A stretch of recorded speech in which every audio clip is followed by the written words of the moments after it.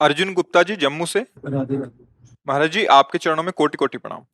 महाराज जी मैं पिछले 5 महीनों से यूट्यूब के माध्यम से आपका सत्संग सुन रहा हूँ। मैं बहुत प्रभावित हुआ हूँ। निरंतर राधा नाम चलाने का भी प्रयास कर रहा हूँ मगर मन अशांत है।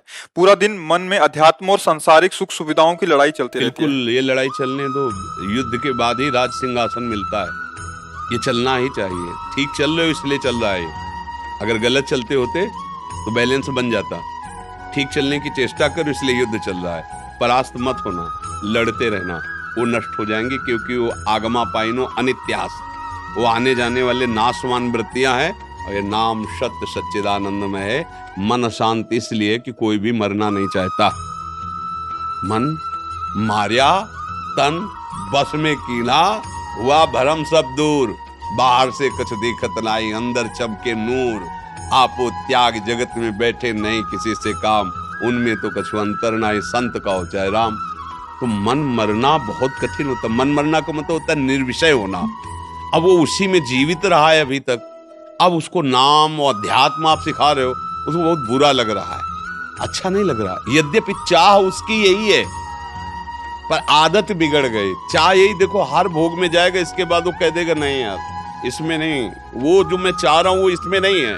बार बार वो बदलने की चेष्टा करता है, अर्थात वो कुछ ऐसा चाहता है जो यहाँ नहीं है। वो है भगवदानंद, पर उसको अभी तक विषयानंद की चाट लग गई है। तो भगवदानंद की बात सुनते ही वो घबरा जाता है। इसीलिए अशांति पैदा करता है, घबराहट पैदा करता है, क्योंकि वो चाहता है कि तुम भजन बंद कर दो। लेकिन चुपचाप चलते रहिए, एक दिन यही मन भजन को पकड़ लेगा और तुम चाहोगे भी तो नहीं छोड़ेगा।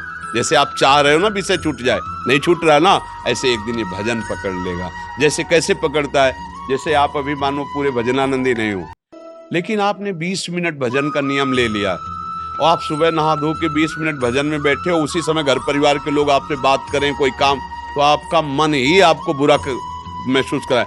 यार 20 मिनट तो हम प्रभु को देते, फिर भी उसमें आके तुम 20 मिनट बाद मिलना, ये मन राजी हो गया 20 मिनट।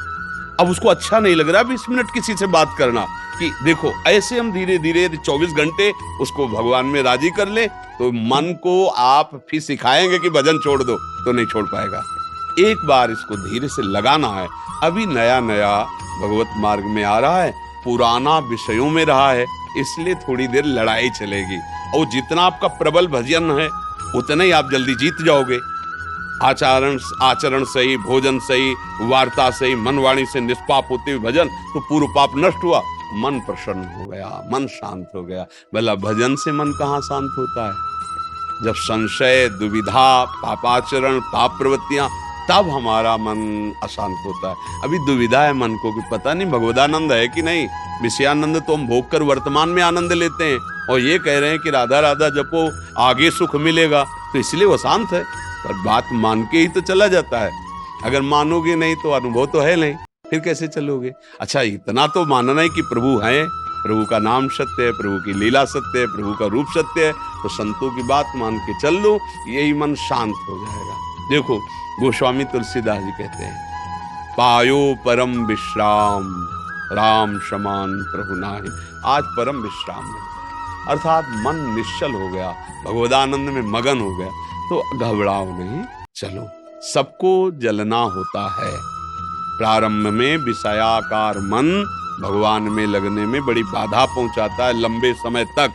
और अगर आप जीत गए तो परम पद के अधिकारी हो गए, और जीतेंगे तो है ही, क्योंकि हमारे पास नाम है प्रभु का, वो असत है, और ये सत्य सच्चिदानंद प्रभु का नाम हमें जिता देगा।